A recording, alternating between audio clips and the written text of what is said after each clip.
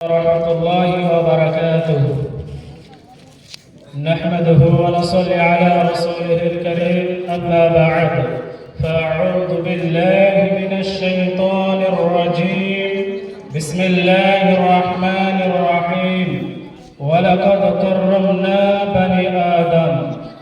শ্রদ্ধেয় সম্মানিত এই বাৎসরিক আঞ্জুমানের সভার সভাপতি মহাশয় ও বিচারক মণ্ডলী এবং আমার সামনে বসে থাকা শ্রোতাবৃন্দ, আজকে আমি আপনাদের সম্মুখে যে বিষয়টি নিয়ে আলোকপাত করতে চলেছি সেই বিষয়টির নাম হলো ইসলামে মানবতার সম্মান। মানবতা যেন আল্লাহর দেওয়া এক অনুপম রত্ন, যা মানুষের হৃদয়ে আলো ছড়িয়ে দেয়। ইসলাম সেই রত্নকে সর্বোচ্চ মর্যাদায় প্রতিষ্ঠিত করেছে।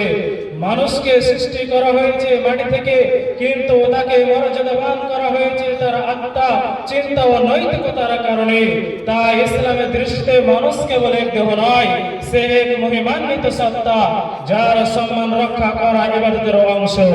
কুরআন মানুষের মর্যাদা ঘোষণা করে বলে, ওয়ালাকাদ কাররামনা বানি আদম, নিশ্চয় আমি আদম সন্তানকে সম্মানিত করেছি। এই আয়াত যেন মানবতার বুকের ভিতর এক অমর দীপ্তি ছড়িয়ে দেয়। ইসলাম শেখায় মানুষের সম্মান ধর্ম, বর্ণ, ভাষা বা জাতি ভেদে পরিবর্তিত হয় না। সবার সম্মান একে আলো থেকে উদ্ভাসিত। এর সৌন্দর্য হলো আল্লাহর বান্দা হওয়াই মানুষের সবচেয়ে বড় পরিচয়। মহানবী মুহাম্মদ সাল্লাল্লাহু আলাইহি ওয়াসাল্লাম মানবতার সেই আলোকে আরো গভীর করেছেন। তার জীবনাচরণে তিনি বলেছেন, ইন্না মিন খিয়ারিকুম আহসানাকুম আখলাকান, নিশ্চয়ই তোমাদের মাঝে শ্রেষ্ঠ সে ব্যক্তি যার চরিত্র উত্তম। তিনি ওয়ালাদের মাথায় হাত রেখেছেন, দাসকে ভাইয়ের মতো সম্মান দিয়েছেন, মুসলিমদের প্রতিবেশী মুসলিমের অধিকার রক্ষা করেছেন। এমনকি যুদ্ধক্ষেত্রে তিনি মানবতার সীমা অতিক্রম করতে দেননি। নিরপরাধ মানুষ, নারী, শিশু ও বৃদ্ধদের নিরাপত্তা প্রদান করেছেন। এই জন্য মানবতার প্রতি ইসলামের অমলিন অঙ্গীকার। ইসলামের দৃষ্টিতে মানুষ শুধু সমাজের এক অংশ নয়, সে আল্লাহর প্রতিনিধি। তাই কাউকে অপমান করা মানে আল্লাহর দানকৃত মর্যাদাকে ক্ষুণ্ণ করা। যে হৃদয়ে দয়া নেই, সে মানের সৌন্দর্য পুরোপুরি আস্তম করতে পারে না। সহমর্মিতা, ন্যায় বিচার, দয়া ও করুণা, এগুলোই ইসলামের মানবতার চারটি স্তম্ভ। এগুলো নিয়ে দাঁড়ায় এমন এক সমাজ যেখানে মানুষের চোখে মানুষ কেবল মানুষ, আর ভেদাভেদ শুধুই তাকওয়া।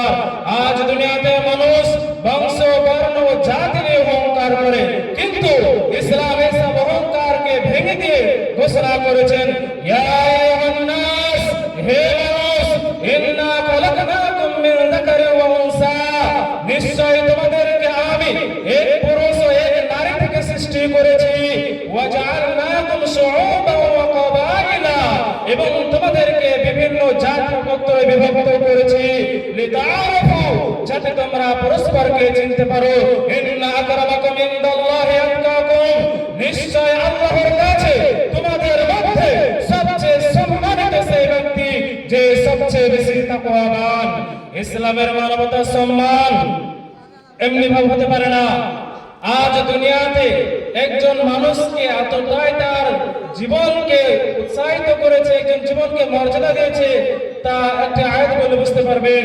মা কাতালা নাফসান বিগাইরি নাফসিন ওয়া ফাসাদিন ফিল আরদি ফাকান্নামা কাতালান নাস জামিআ, যে ব্যক্তি কাউকে হত্যা করে কোন হত্যার প্রতিশোধ হিসেবে নয়, অথবা পৃথিবীতে ফাসাদ ছড়ানোর কারণে নয়, সে যেন সমগ্র মানব জাতিকে হত্যা করলো। একজন মুসলমানকে সম্মান দিয়েছে কতটুকু আপনি একবার ভেবে দেখুন। মুসলিম সমাজ একবার ভাবুন, ইসলাম মানুষের প্রাণকে কত বড় মর্যাদা দিয়েছে।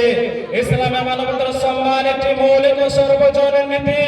ইসলাম মানুষকে জাতি, বর্ণ, ভাষা কিংবা ধর্মের ভিত্তিতে নয়, বরং মানুষ হিসেবে মর্যাদা দিয়েছে। পবিত্র কোরআনে আল্লাহ তাআলা সমগ্র মানব জাতিকে সম্মানিত করেছেন। রাসূল সাল্লাল্লাহু আলাইহি ওয়াসাল্লাম মানুষের জীবন, সম্পদ ও সম্মান রক্ষাকে ইমানের অংশ হিসেবে ঘোষণা করেছেন। ইসলামের দৃষ্টিতে একজন মানুষের মর্যাদা রক্ষা করা ইবাদতের সমতুল্য।